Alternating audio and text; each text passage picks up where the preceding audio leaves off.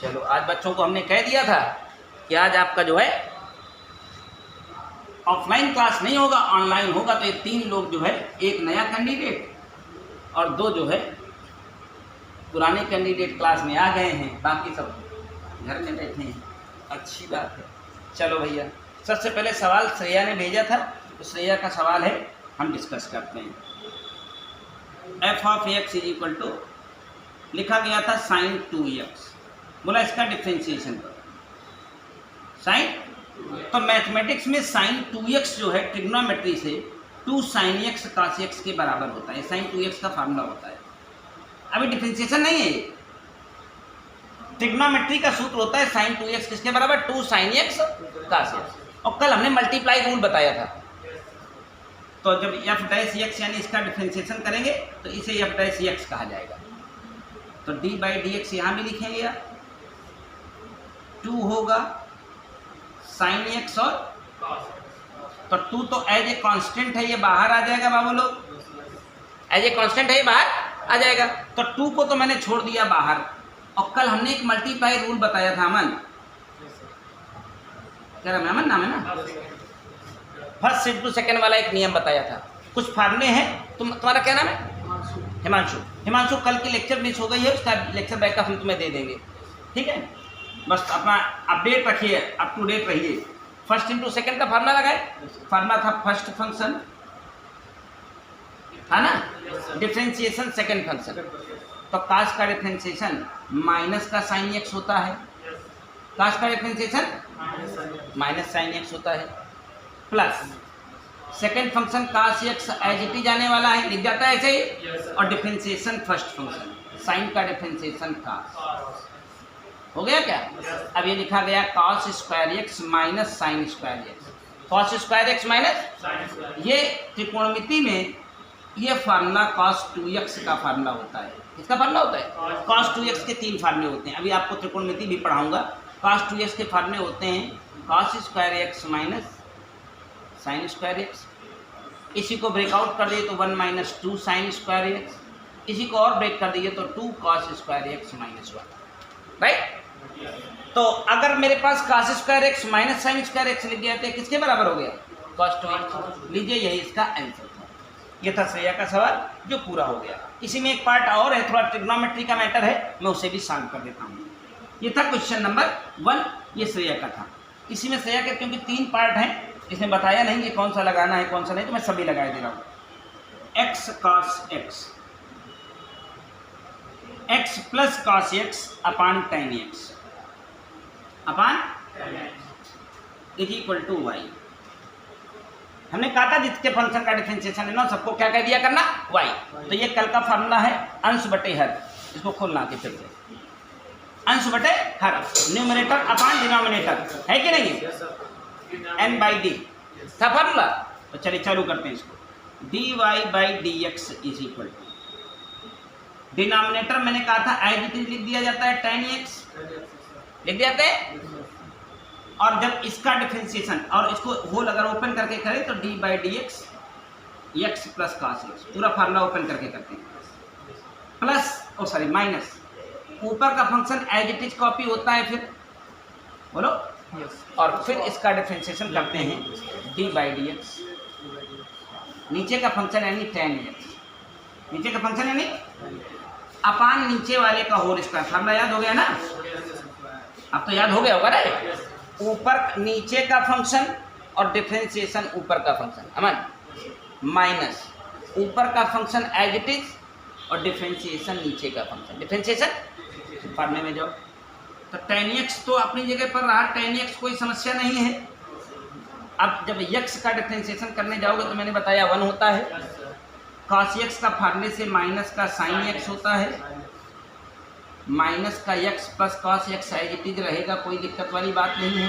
tan का differentiation फार्मूले से आप जाएंगे तो सेक स्क्वायर x होता है, हाँ लगाए होंगे तो याद होने लगा होगा धीरे धीरे, अपान नीचे वाला tan x का होल स्क्वायर, tan x का, बस यही इसका आंसर लिख के छोड़ दीजिए, इसमें ज़्यादा कलाकारी करने की ज़रूरत नहीं। दैट्स ग्रेट आंसर, बात समझ में आ गई। इसके बाद अभय ने सवाल भेजा है, अभय पांडे हैं, कल उनका पहला क्लास था लेकिन बच्चा इंटेंसिटी वाला है, एनर्जी लगा करके अपना क्वेश्चन लगाया है, खूब बढ़िया पेन से लिख लिख के सवाल भेजा है, क्योंकि इसमें जो है फोटो गई होगी इसके पास। तो चलो बाबू निकालते हैं सवाल कहाँ है। सवाल कुछ नहीं रहा यार, ठीक है। सवाल क्या है जरा सुनेंगे। इस बालक ने क्वेश्चन भेजा है 11 नंबर क्वेश्चन है, तो हो सकता है एक्सरसाइज, हो सकता है एग्जाम्पल हो। y बराबर 7 e की power x sine x plus 10 की पावर x, 10 की पावर बोला इसका अवकल गुणांक निकालिए। तो इसमें तो मल्टीप्लाई रूल लगता जा रहा है, फर्स्ट इंटू सेकेंड वाला। और ये एक फार्मूला हमने याद होगा बताया था, d/dx a की पावर x। वो फार्मूला था a की power x log e base पर a, e बेस पर। तो सुनो, तो यहाँ 7 तो एज ए कांस्टेंट है, y का डिफरेंशिएशन करने से dy/dx। यहाँ से फर्स्ट सेकंड का फार्मूला फॉलो करेंगे। First function differentiation second function sine का cos plus second function as it is आ जाएगा, और e की पावर x को जब डिफरेंशिएट करेंगे तो e की पावर x ही होता है, फार्मूला था ना, e की पावर x का e की पावर x प्लस।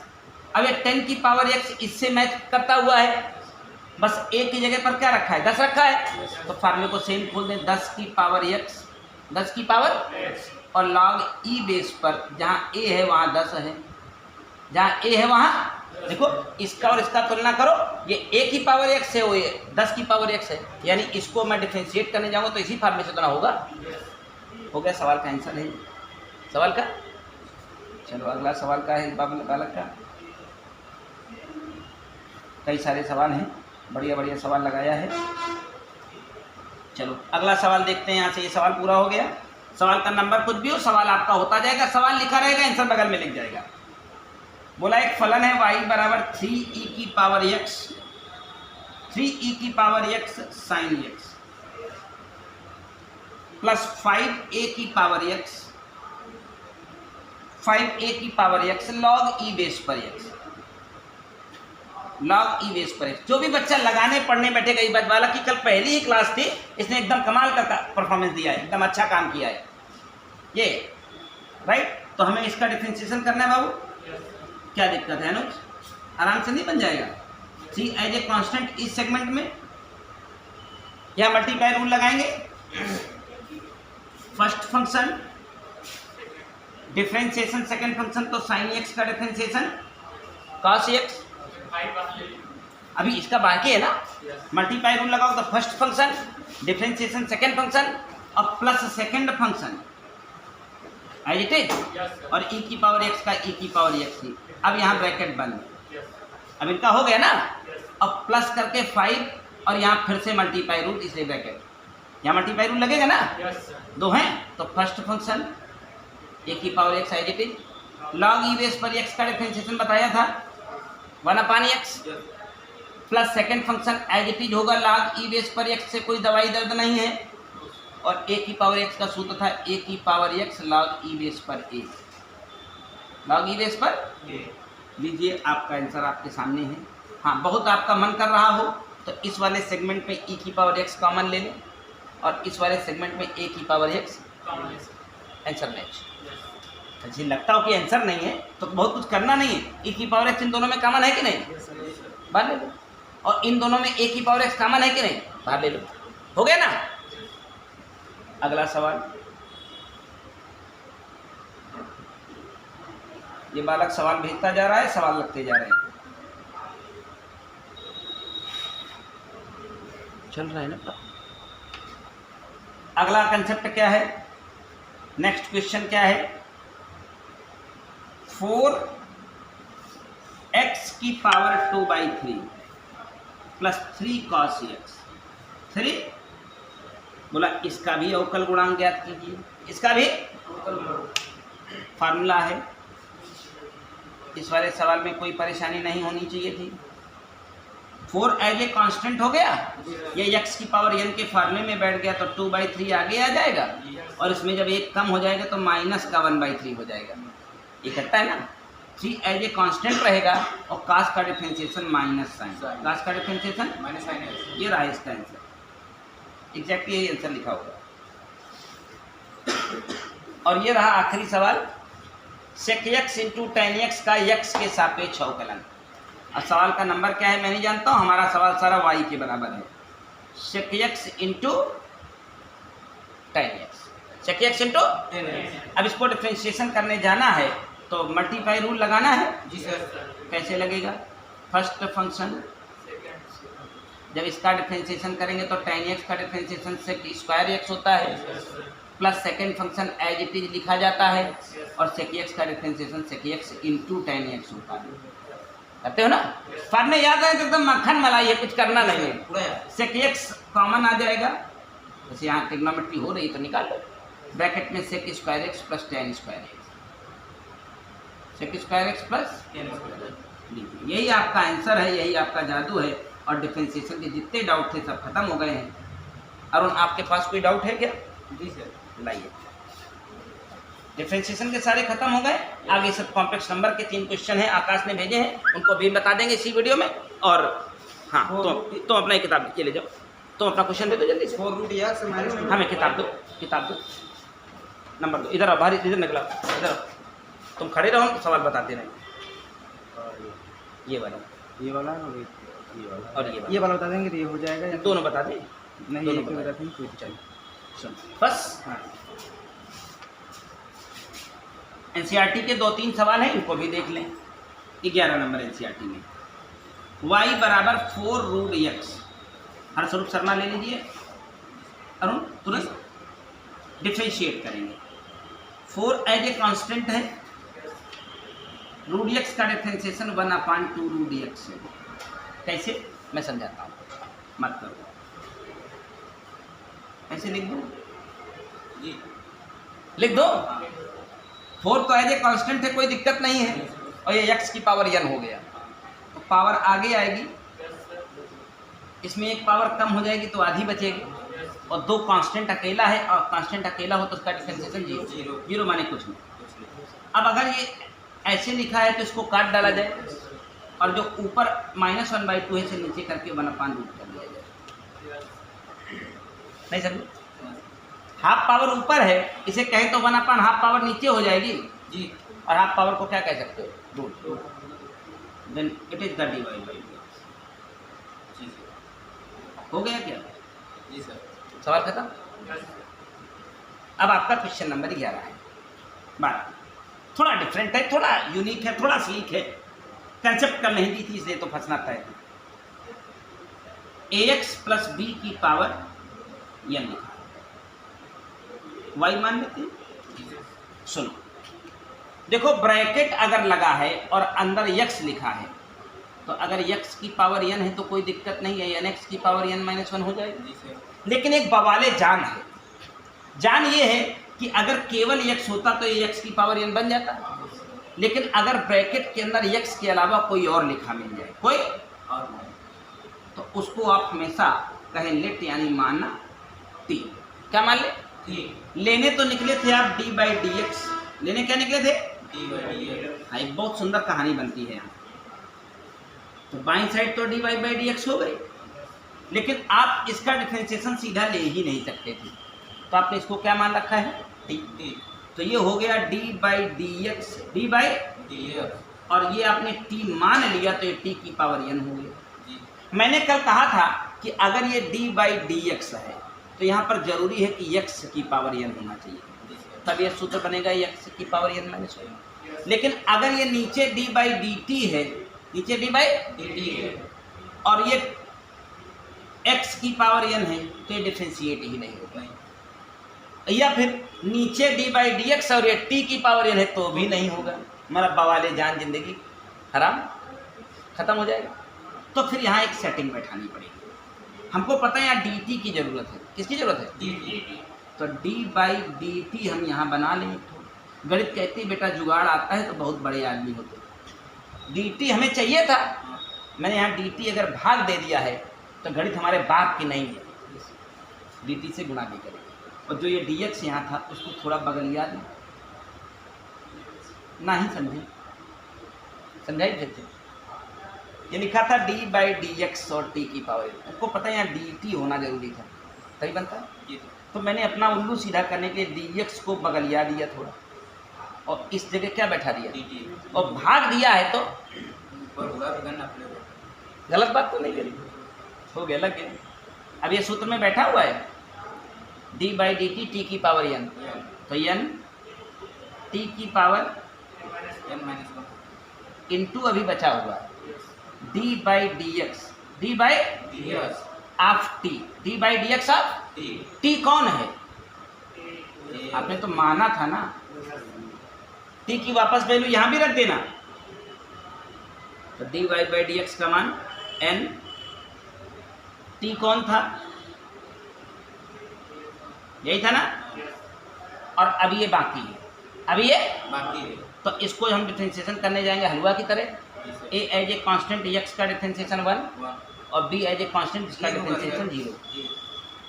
हाँ, इसका केवल a हो जाएगा और b अकेला पा गए, और अकेला जो होता है वो कांस्टेंट होता है, कांस्टेंट का डिफरेंशिएशन 0, बस केवल a, केवल ये इसका आंसर होगा, ये इसका, हाँ ये इसका आंसर है फाइनली एन ए और एक्स प्लस बी की पावर n माइनस 1। बस अब भी करेगा तो यही होने वाला, कौन सा माटा है आएगा ही। अब जब इसी में तुम बड़े हो जाओगे, जानते हो कैसे लिखेंगे, सुनो अब तुमको एक बड़ा वाला तरीका बताते हैं, ये तुमको मेथड बताए जिसे तुमको करना है, जब बड़े हो जाओगे तो मेथड ऐसे गया तेल लेने, सुनो तब मैं तुमको शॉर्टकट दूंगा, कहूँगा ब्रैकेट लगा हो पावर चढ़ी हो, ब्रैकेट लगा हो पावर चढ़ी हो, और ब्रैकेट के अंदर x की बजाय कोई और हो, कोई और हो x को छोड़कर, तो वो t है, वो क्या है t है, चाहे ससुर नरेंद्र मोदी कहे ना बैठे हुए हैं, वो भी t है। ब्रैकेट लगा हो पावर चढ़ी हो, और ब्रैकेट के अंदर x की बजाय कोई और हो, कोई भी हो यानी x y z, तो उसको क्या मानना है t, तो ये बन गया t की पावर n, t की पावर और t की पावर n का डिफरेंशिएशन n t की power n minus 1, n t की पावर n माइनस 1, यही तो t था, और जिसको t माने हो, जिसको t माने उसे एक बार और डिफरेंशिएट किया जाता है, उसे एक बार और, तो इतने को केवल और डिफरेंशिएट करेंगे तो a केवल हो जाएगा, बाकी जीरो। हाँ उसी का शॉर्टकट है तेजी से करने का, और जब 12th में जाओगे तो यही तरीका आपको लगाना है। अब आप कुछ भी लिख डालिए, देखिए आपके सामने कुछ भी रखते हैं, तुमसे कोई कह देता sine x plus log x की पावर n, हमें डिफरेंशिएशन करना है, तो हम इसको तुरंत ही देखा ब्रैकेट लगा है पावर चढ़ी है, तो फलानवा t के अलावा कुछ और नहीं है, तो t की पावर n बन गया, और t की पावर n बना तो डिफरेंशिएशन करने जाएंगे जब dy बाई डी एक्स, तो t की पावर n, तो n t की पावर n t की पावर n माइनस 1, और जिसको t माने हो उसको इंटू करके दोबारा डिफरेंशिएशन, इसी को t माने हो तो साइन का डिफरेंशिएशन cos log का 1/x, योर आंसर, आपका आंसर 1/x नहीं बताया था, log e बेस पर। हाँ तो जब कुछ ना लिखा हो तो बाय डिफॉल्ट ई बेस होता है, जब कहीं कुछ केवल log x लिखा हो तो बाय डिफॉल्ट ई बेस है, और नहीं स्पेसिफाई करेगा ये बेस, ठीक है ना। तो ये सब भी दर्द खत्म हो गया। अब क्वेश्चन नंबर 13 लगा देता हूँ तुम्हारा, बढ़िया सवाल है, प्रीमियम सवाल है। अब देखिए यही सवाल कितनी तेज समझ में आएगा तुम्हें, ax प्लस b की होल पावर n और cx प्लस d की होल पावर m, पक्का है ना, इसी को y कह दें और करें इसका डिफरेंशिएशन। फीलिंग अच्छी आ रही है, कोई परेशानी वाली बात नहीं है, एकदम जबरदस्त आ रहा है। देखो ये मल्टीप्लाई रूल फॉलो करेगा क्या, अरे मालिक बीच में मल्टीप्लाई का चिन्ह बना है, मल्टीप्लाई फॉलो करेगा, तो मल्टीप्लाई रूल पहले लगाओ, first function as it is differentiation of second function, differentiation of second function. जब मैं इसका तो इसको थोड़ा लिख लो अभी, D by D X of C X plus D की power m plus second function as it is हो जाएगा डिफरेंशिएशन ऑफ फर्स्ट फंक्शन। बोलो ना, नहीं मानोगे ऐसे ना, बस अब इनका डिफरेंशिएशन करना बाकी है और इनका करना बाकी है। तो अब तुमको तूफानी रूल बता चुका हूँ, वही तूफानी रूल अब मार दीजिए, आंसर आ जाएगा ax प्लस बी की पावर n। जब इसका डिफरेंशिएशन करने जाएंगे तो ब्रैकेट के बाहर देखेंगे पावर तो चढ़ी है लेकिन बेचारा x नहीं है, तो ये सारे क्या मान लें t, तो t की पावर m, t की पावर तो m t यानी cx प्लस d, ये पावर का चढ़ जाए बेटा m-1, और जौनी का t माने रहे दोबारा मार दे तो c बना की 0 हो जाए प्लस cx प्लस d की पावर m। बोलो जी सर। जब दोबारा डिफरेंशिएट करने जाऊंगा तो इनका करना पड़ेगा और इनको करने के लिए फलनुमा को t मानना पड़ेगा। अब तो ट्रैक है तुम्हारे पास, राइट ट्रैक, तो t की पावर n, तो n n-1 और दोबारा a, दोबारा a हो गया। अब देखो, अब इसमें हो सकता है आंसर अब इस फॉर्म में मैच ना कर रहा हूँ, तो गणित क्या कहती है, जो सबसे छोटी पावर होती है अगर दाएं बाएं कहीं तो कॉमन हो जाती है। जैसे cx प्लस डी की पावर यहाँ m है और यहाँ cx प्लस डी की पावर m-1 है, तो ये छोटी घात है। उसी प्रकार ax प्लस b की पावर यहाँ n है, वहाँ ax प्लस b की पावर n-1 है, तो जो छोटी घात होती है कॉमन ले लेते हैं, ये तो बेसिक गणित है। तो इस पूरे फंक्शन में cx प्लस डी की पावर m-1 कॉमन ले लें और ax प्लस b की पावर n-1 कॉमन ले लें। छोटी घात निकल गई है तो ये तो पूरा ही निकल गया, c और m बचे हुए हैं और इसकी n-1 घात निकल जा चुकी है, तो एक घात बचेगी। अरे भाई मान लो ये 10 n-1 मतलब अगर ये 10 होती तो 9 होती, तो 9 घात निकाल चुके तो एक बचेगी नहीं क्या? तो यहाँ पर बचा रहेगा ax प्लस b और प्लस या नहीं, हाँ ये तो निकल जा चुका है cx प्लस डी की एक घात, cx प्लस डी की हाँ छोटी घात निकल जा चुकी है तो एक घात बचेगी। भाई अगर ये 10 होती तो ये 9 होती, तो अगर मैंने 9 घात निकाल ली तो एक बची रहेगी ना। योर आंसर जो मैच करा दो।